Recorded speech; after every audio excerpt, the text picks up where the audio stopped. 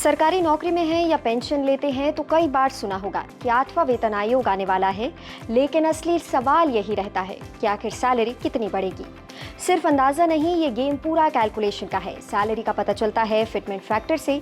अभी डीए के नए आंकड़े आए हैं और उससे पूरी कहानी बदल गई है। तो चलिए समझते हैं कि आखिर फिटमेंट फैक्टर कितना हो सकता है।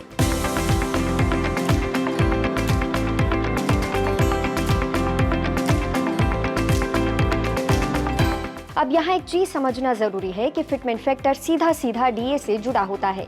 यानी सरकार जब नई सैलरी तय करती है तो सबसे पहले देखती है कि पिछले सालों में महंगाई कितनी बढ़ी है, और यही महंगाई डीए के रूप में आपको मिलती है।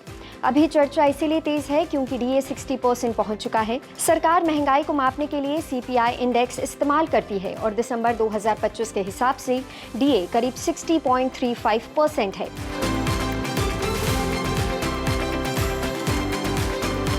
मतलब ये है कि अगर डीए 60% है तो आपकी सैलरी पहले ही 60% महंगाई का असर झेल चुकी है।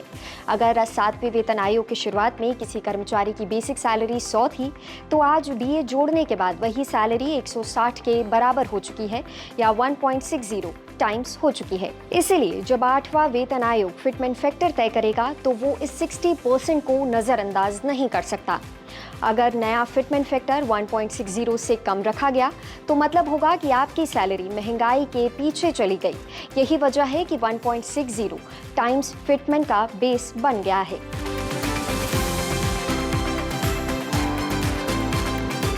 अब इसे बहुत आसान तरीके से समझते हैं। मान लीजिए कि आपकी बेसिक सैलरी 100 रुपए है।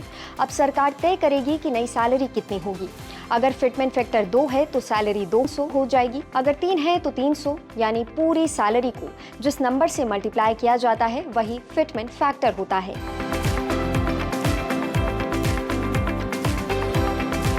अब समझते हैं कि 1.89 का नंबर कहां से आया।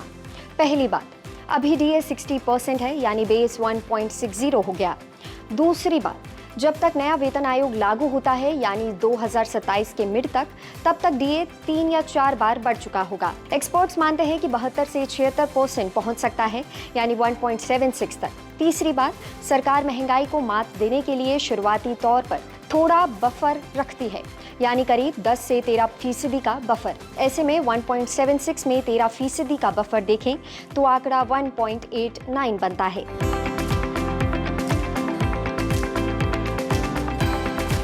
छठे वेतन आयोग में फैक्टर 1.86 था, 7वें वेतन आयोग में 2.5 हो गया था। इस बार कुछ लोग 3 या उससे ज्यादा की उम्मीद कर रहे हैं, लेकिन अभी हालत अलग है।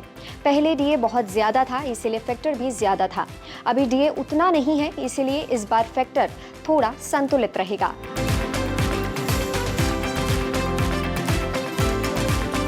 अब सीधा असर समझते हैं। अगर 1.89 लागू होता है तो 18,000 रुपए वाली बेसिक सैलरी बढ़कर करीब 34,020 रुपए हो जाएगी।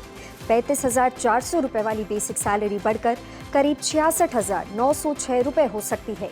वहीं 56,100 रुपए वाली बेसिक सैलरी बढ़कर करीब 1,06,000 रुपए के आसपास पहुंच सकती है। और याद रखिए, बेसिक सैलरी बढ़ेगी तो एचआरए और बाकी अलाउंस भी बढ़ेंगे।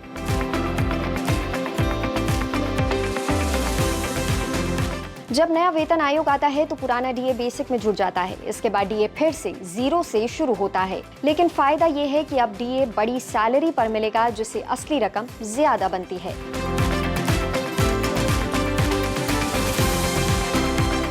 पेंशन भी बेसिक सैलरी पर ही तय होती है, तो जब बेसिक सैलरी बढ़ेगी तो पेंशन भी उसी हिसाब से बढ़ेगी। इसका मतलब है कि पेंशन लेने वालों को भी फायदा मिलेगा। यानी डीए का 60% पहुंचना एक बड़ा संकेत है। अब ये साफ है कि फिटमेंट फैक्टर 1.60 से नीचे नहीं जाएगा और 1.89 तक जा सकता है। अभी आखिरी फैसला सरकार लेगी, लेकिन आने वाले समय में ये तस्वीर और साफ हो जाएगी। इस खबर पर अपनी राय हमें कमेंट सेक्शन में जरूर बताएं और ऐसे ही अपडेट्स के लिए देखते रहें जी बिजनेस।